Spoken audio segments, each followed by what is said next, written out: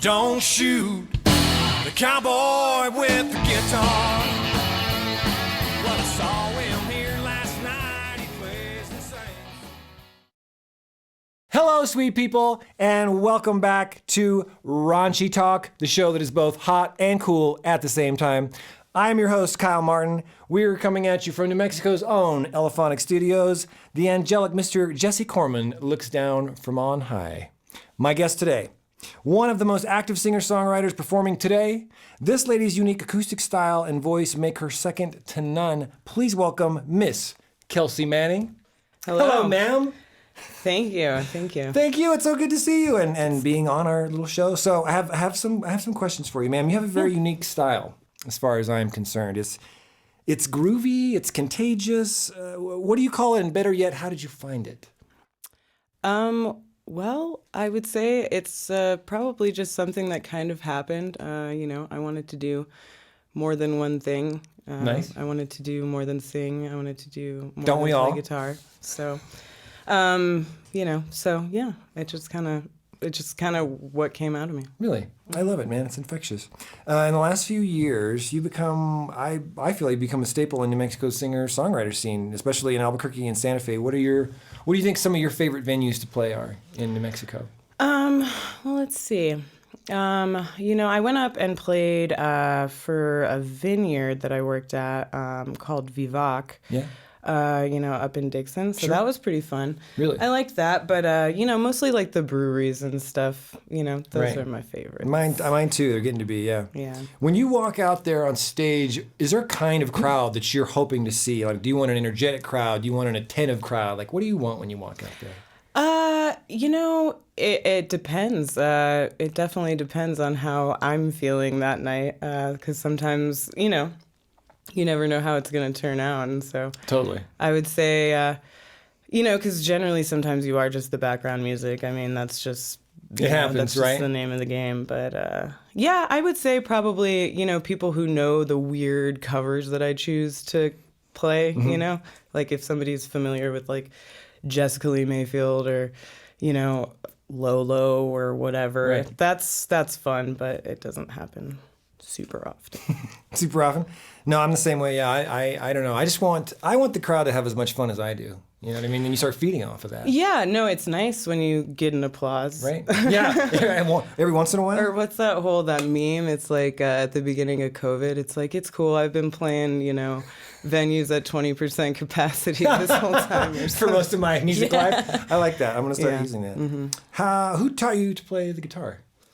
It was, I have two brothers. So I was just, that's kind of what happened. I started playing guitar and then, my brother needed a bassist to play like, one or two notes here and there. And so I did that for a little while. Snuck your way in slowly? Yeah. And then I realized, I prefer, keeping guitar rhythm. So.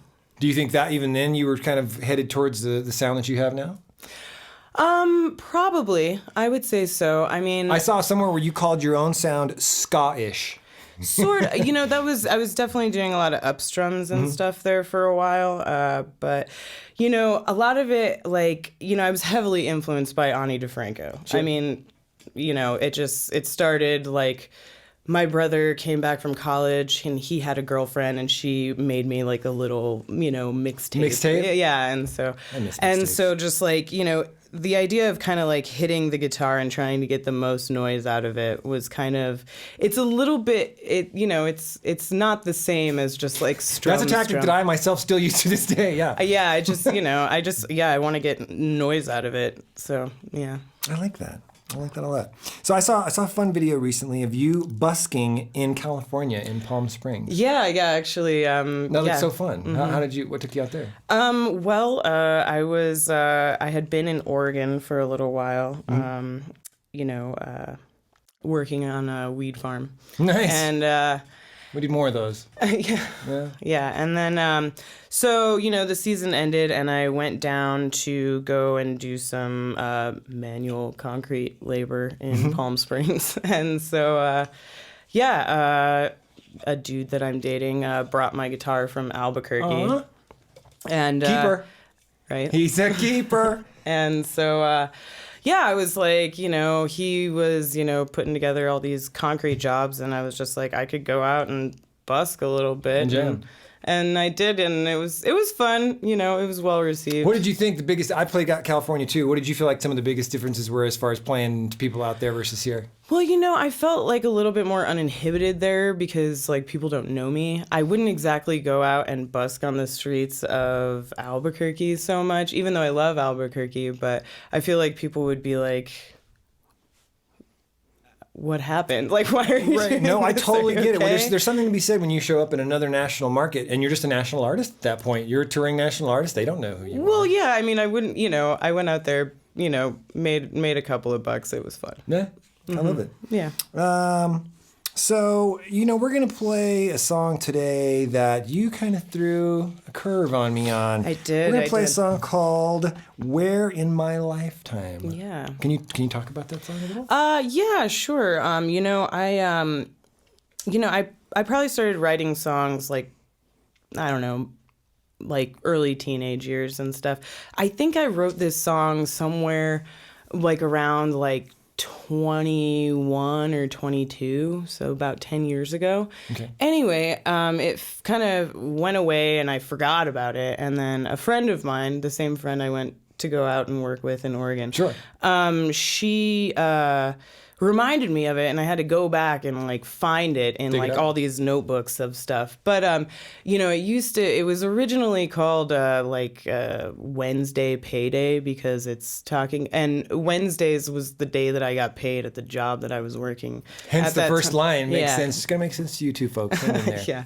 And so I'm going to call you out, and I was going to do this because of the song you were going to do, but you do something that a lot of other artists don't, and probably because they can't. When did you start whistling on stage as part of your performance? Pretty recently. Really? Yeah, I would say probably. Well, I mean, I have been performing for a while. Sure. But the whistling, I would say maybe 4 or 5 years ago.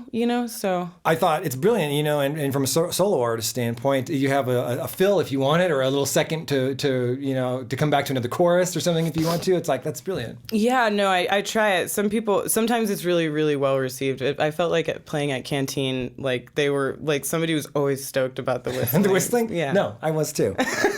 Well, I'm very excited. Ladies and gentlemen, may I present Where in My Lifetime by Miss Kelsey Manning.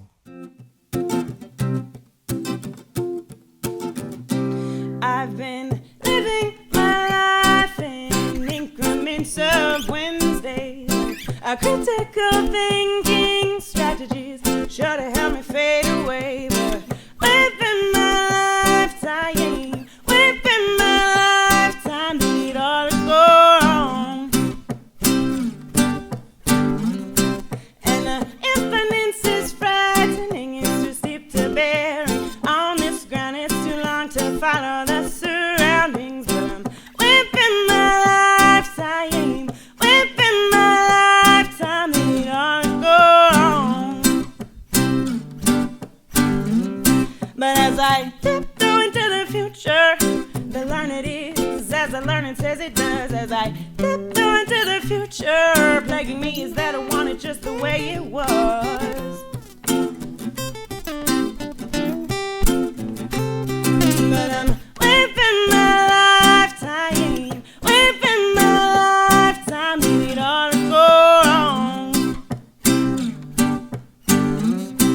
And the pickled pieces of my life before me now estranged, and they get older, but for me there is no change. And living my lifetime, living my lifetime, need all to go wrong. Thank you, Miss Kelsey Manning. Thank you, Oliphonic Studios. My name is Kyle Martin. Live long and prosper.